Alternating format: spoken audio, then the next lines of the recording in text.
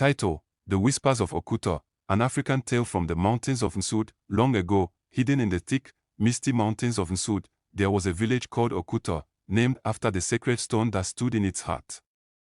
This stone was said to hold the memory of the gods, old and wise spirits that whispered to the chosen ones in dreams, but for many years, the stone had been silent. The chosen girl, a young girl named Onunai, lived in the village.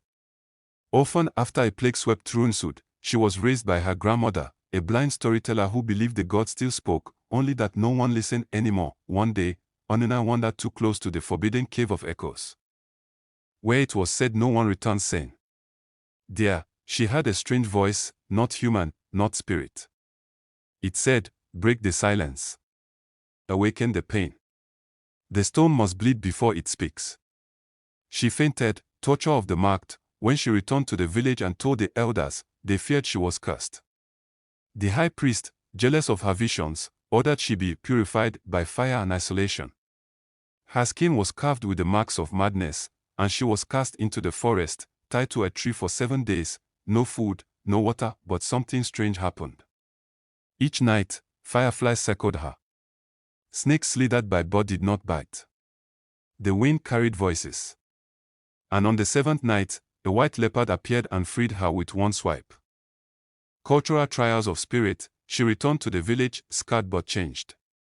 Her eyes now glowed faintly in the dark, and her voice echoed when she spoke. Elders couldn't deny it anymore. To prove herself, she was sent to face the 4 trials of the ancients. 1. The trial of earth. She walked barefoot across sacred red-hot stones while chanting the village dirge. 2. The trial of water. She swam in the underground river of Monu, where lost spirits weep. 3. The trial of fire. She stood in a ring of flames and sang the song of the gods without fear. 4. The trial of wind. She spoke with the whirlwind spirit, who revealed the truth of her tormentor. The high priest had silenced the stone generations ago for power. Mystery unfolds. The sacred stone was not dead. It was enchanted, bound by a curse to keep the village blind.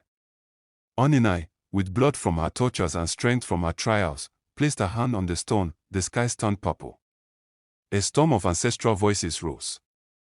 Secrets long buried were revealed. Victory and rebirth. The high priest was swallowed by the earth.